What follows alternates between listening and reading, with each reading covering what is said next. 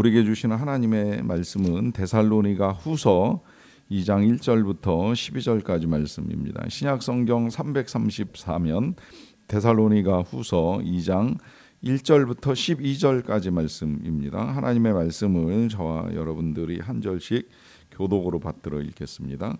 형제들아, 우리가 너희에게 구하는 것은 우리 주 예수 그리스도의 강림하심과 우리가 그 앞에 모임에 관하여 영으로나 또는 말로나 또는 우리에게서 받았다 하는 편지로나 주의 날이 이르렀다고 해서 쉽게 마음이 흔들리거나 두려워하거나 하지 말아야 한다는 것이다. 누가 어떻게 하여도 너희가 미혹되지 말라. 먼저 배교하는 일이 있고 저 불법의 사람 곧 멸망의 아들이 나타나기 전에는 그날이 이르지 아니하리니 그는 대적하는 자라 신이라고 불리는 모든 것과 숭배함을 받는 것에 대항하여 그 위에 자기를 높이고 하나님의 성전에 앉아 자기를 하나님이라고 내세우느니라. 내가 너희와 함께 있을 때에 이 일을 너희에게 말한 것을 기억하지 못하느냐. 너희는 지금 그로 하여금 그의 때에 나타나게 하려 하여 막는 것이 있는 것을 아나니 불법의 비밀이 이미 활동하였으나 지금은 그것을 막는 자가 있어 그 중에서 옮겨질 때까지 하리라. 그때에 불법한 자가 나타나리니 주 예수께서 그 입의 기운으로 그를 죽이시고 강림하여 나타나심으로 패하시리라. 악한 자의 나타남은 사탄의 활동을 따라 모든 능력과 표적과 거짓 기적과 불의의 모든 속임으로 멸망하는 자들에게 있으리니 이는 그들이 진리의 사랑을 받지 아니하여 구원함을 받지 못함이라. 이러므로 하나님이 미혹의 역사를 그들에게 보내사 거짓 것을 믿게 하심은 진리를 믿지 않고 불의를 좋아하는 모든 자들로 하여금 심판을 받게 하려 하심이라. 아멘. 몇 주 전에 우리 교단 신문인 기독공부에 이런 제목의 칼럼이 실렸습니다. 뭐라도 해야겠다라고 하는 제목인데요. 칼럼을 쓰신 분은 탁지일 부산 장신대 교수님이십니다. 이분은 그 아버님 되시는 탁명한 사이비 이단 종교 연구소 소장이셨던 분의 이제 이 업을 이어받아서 계속해서 이 사이비 이단을 연구하면서 이제 부산 장신대 교수로도 학생들을 가르치는 사역을 감당하시는 분입니다. 이분이 이런 책 칼럼을 쓰신 이유는 그 칼럼에 있는 내용대로 신천지나 혹은 이제 하나님의 교회 활동이 여전히 이제 아주 강하게 나타난다라고 하는 거죠. 이제 더 힘든 건 이제 이런 이단 교회들이 헌혈이나 혹은 이제 거리 청소 같은 걸 통해서 이제 자신들의 선함을 드러내기 위해서 애를 쓴다는 거예요. 맞서고 싶은데 문제는 이제 지금 이 개교회들이 돈이나 혹은 성추문 때문에 오히려 부끄러운 모습을 나타내는 상황 속에서 어떻게 해야 될지 모르겠다라는 식의 이제 말씀도 하십니다. 뭐 실제로 이제 우리 교단 안에서도 이런 일들이 벌어지고 있어서 참 답답하다 하는 생각이 많이 드는데요. 이와 더불어서 또 하나 이제 이분이 답답하게 여기는 것은 이 박옥수의 구원파라고 여겨지는 이 기쁜 소식 선교회가 21일부터 28일까지 어제까지 진행이 됐는데 이제 IYF라고 이 청소년 청년 선교 단체인데 그 구원파 밑에 있는 이제 이단 선교 단체예요. 여기서 월드 캠프라고 하는 이름으로 이제 부산에 있는 백스코와 또 누리마루라는 이 공간을 빌려 가지고 60개국에 있는 이 청년들을 수천 명을 이제 불러다가 마인드 교육이라고 하는 이름으로 8일 동안의 이제 캠프를 열었습니다. 여기에 이제 이 산하에 있는 그라시아스 합창단이 이제 공연도 하게 되는데 이 그라시아스 합창단은 박옥수의 딸이 이끄는 합창단인데 그 합창단의 실력이 이제 워낙 좋다 보니까 굉장히 인기 있는 이 공연이 진행된다고 합니다. 그런데 실상 이 딸은 이제 폭언, 폭행 또 아동 학대 살해죄로 현재 구속 기소돼서 재판을 받고 있는 중이라고 합니다. 여기에 더하여서 또 한 가지 이제 알려주는 소식은 우리나라 기독사학으로 알려져 있던 김천대학교가 이 박옥수 구원파에 매각이 된 거예요. 이제 경영진이 경영이 어렵다 보니까 투자를 하겠다고 나선 이 구원파에 학교를 이제 팔아 버린 거죠. 그리고 이제 구원파는 이 학교를 사가지고 학교 안에다가 신학과를 세우려고 이제 계획을 세우고 있고, 그렇게 해서 신학과를 세우게 되면 우리나라뿐만이 아니라 이제 세계 유학생들을 받아들여서 구원파의 교리를 교육할 예정으로 알려지고 있습니다.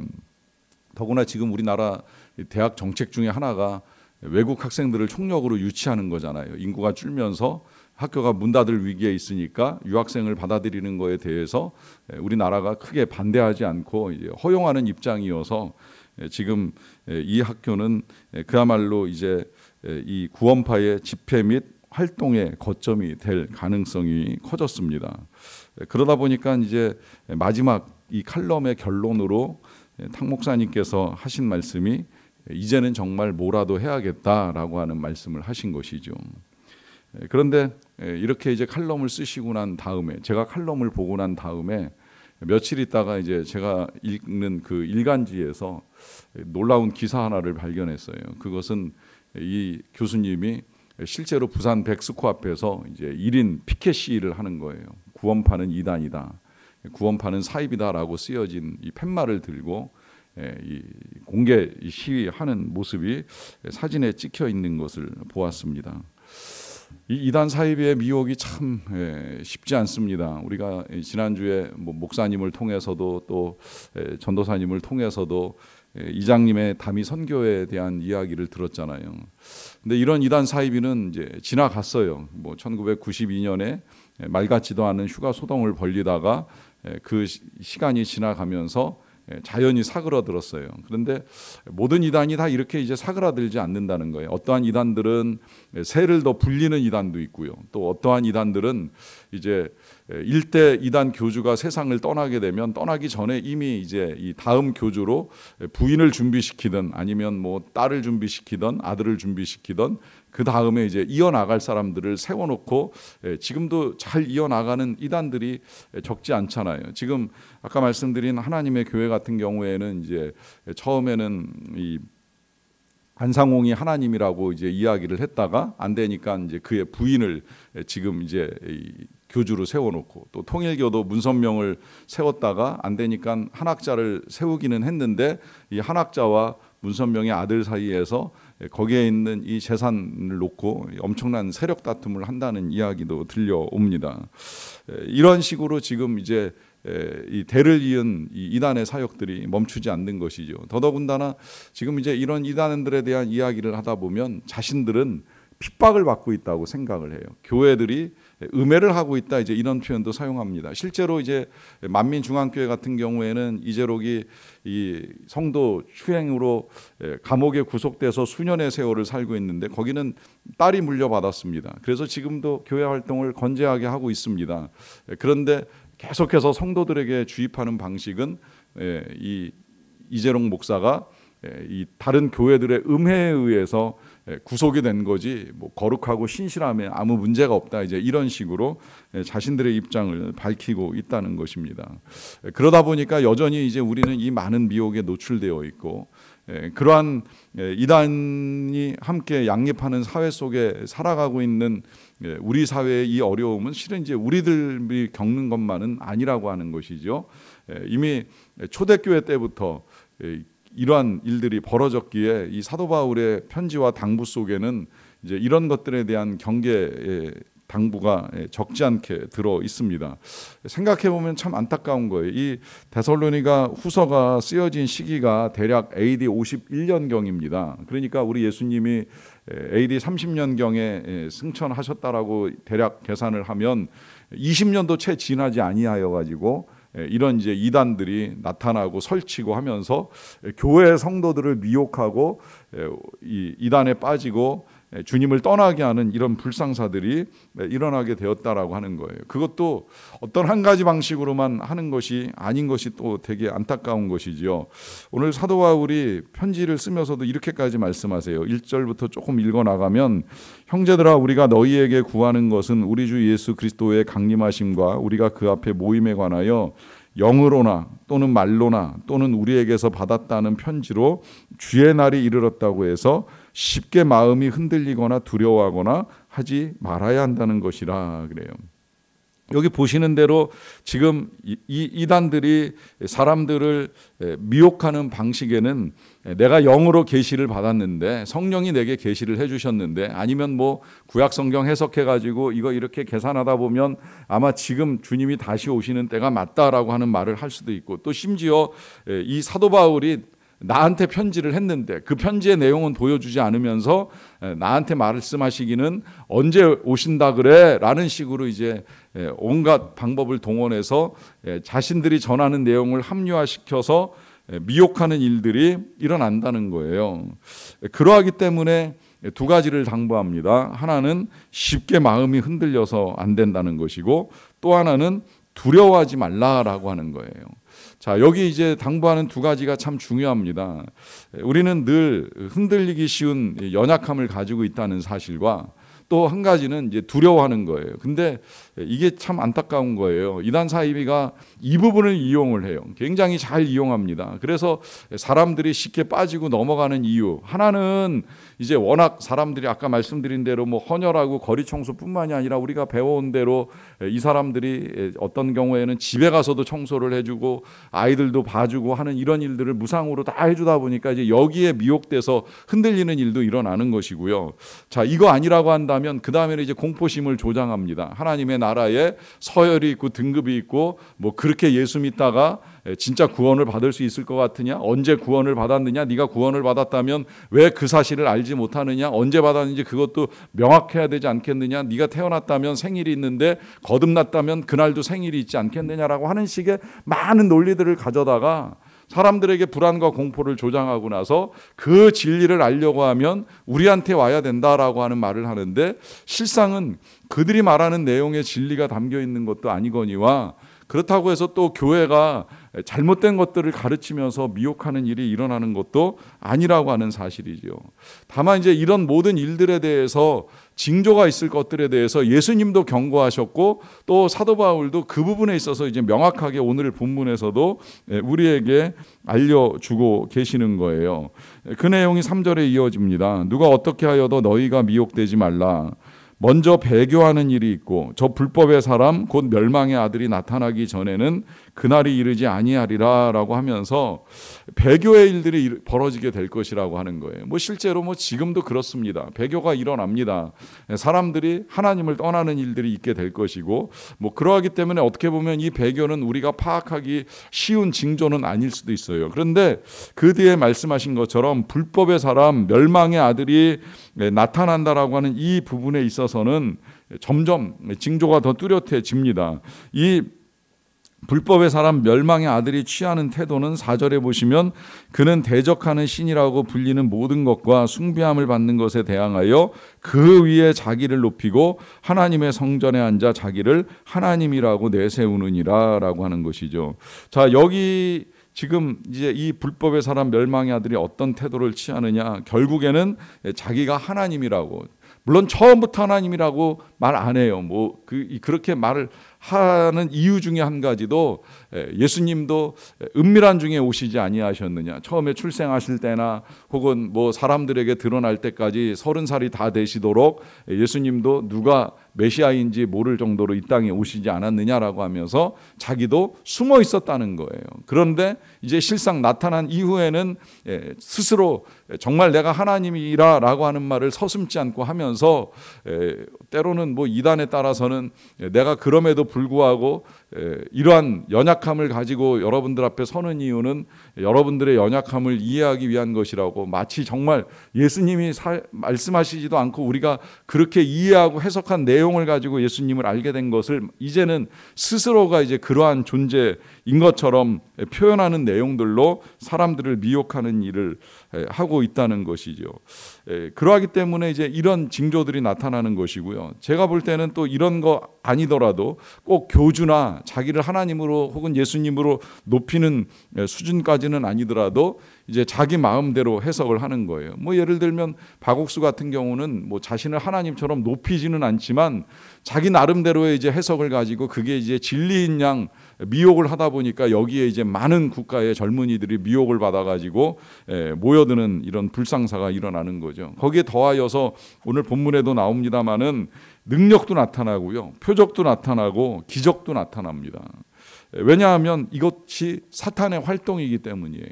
사탄도 권세를 가지고 있어서 때에 따라서는 사람의 앞니를 알려주기도 하고요, 무당의 굿을 통해서 질병을 치유해 주기도 해요.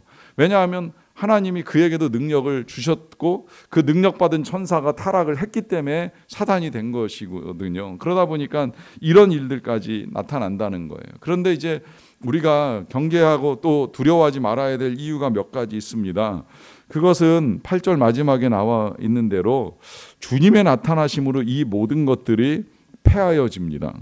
그리고 12절의 말씀처럼 진리를 믿지 않고 불의를 좋아하는 모든 자들로 하여금 심판을 받게 하십니다.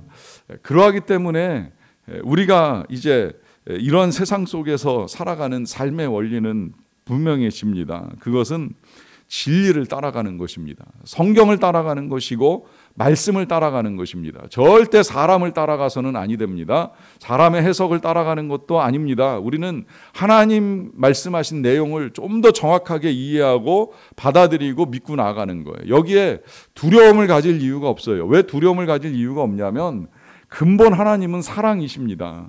하나님은 사랑으로 우리를 용서하시고 품기 위하여 독생자까지 내어주신 하나님이 등급화시키고 차별화하고 판단하고 심판하셔서 우리를 멸망시키실 분이 아니라고 하는 것입니다. 우리가 믿을 것은 오직 예수님의 말씀과 하나님의 사랑뿐입니다. 그 믿음 때문에 우리가 기도하며 하나님께 나아가는 것이 아니겠습니까?